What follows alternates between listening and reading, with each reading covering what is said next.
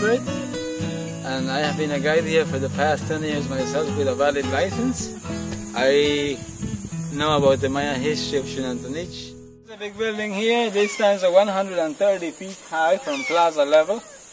There's nothing that has been found to be built underneath this plaza here. Everything is built from here up.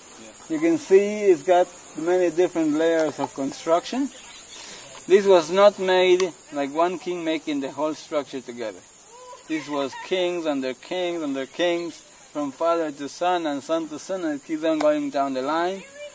Every time a king will die, or a 52-year cycle that change, which is the long count calendar, the one who takes over the throne, he's going to cover, he seal it, and then he builds on top. The Maya side Xunantunich, like I was saying before, it means stone lady, the meaning of the word Xunantunich. As far as the 1950s, when the British dynamited the top, then came the Americans here. We had Harvard University, the University of Pennsylvania, University of Texas, Canadians, the British, the Germans, everybody came here to do excavation. Well, what was good with them is that they did it the right way. But whatever they find, they took it back home. That was the bad part. Most of these stuff, you can find it in art collection, private collectionists back home. They speculated that the yellow fever was the downfall of the Mayan Empire. That is not true. Yellow fever came into Central America when the British people came into Belize and settled down the country. That's why we were called British Honduras.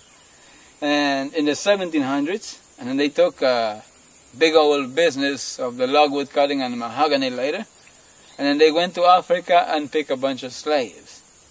That was where yellow fever come from. So in 1992 we had the UCLA coming here. And UCLA, they had the proper technology, the financial support. They have scientists along with them. They always hire the local people from the village down there. They did infrared imaging, in which they found out that Xunantunich goes 3 kilometers in radius, with 7,000 to 10,000 people living within the site core. Right there you can find out one of the main reasons why the Mayan people collapsed. Too much people per space. When archaeologists went the distance down there, 10 meters down, they found down there exotic stone tools, such as obsidian and basalt.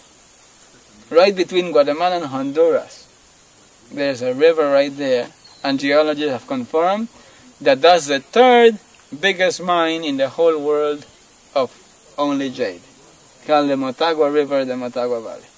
Once you hear there's a river, and you just crossed the river just now, eventually that river have to link in between distance from there to here, paddling down all the way to the ocean side. They found a large amount of marine shells. So can you imagine 400 BC, Mayan people were paddling down a canoe all the way to the ocean down there. Well, going down is easy. Coming back is the problem.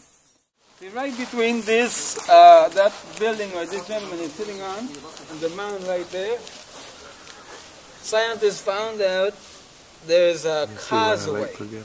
The road was limestone paved white. This area here, scientists have confirmed that this is the king's residential courtyard. And then the temple up there, it's not the king's residential home. That's the temple of worship, where the priesthood class, the bureaucrats live. Anybody who can foresee the future are up there.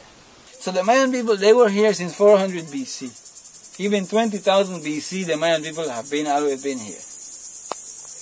Around 850 AD, can you imagine 20,000 BC to 850 AD, calculate the time, they turned to be masters of engineering the impossible.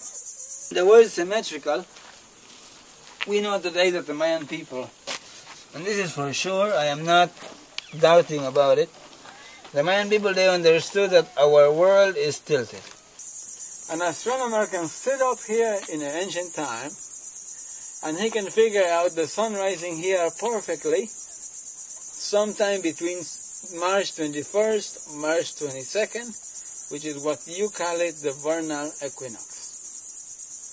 And the other one there, September 21st, September 22nd. December 21st, December 22nd. The vernal equinox, the solstice, and the beginning of winter in December. But today, because the earthquake in Japan was so hard, that if you can even figure it out that it moved Japan 4 feet from where its normal position was, it devastated the tiltation of the world 0.7 degrees. Yeah.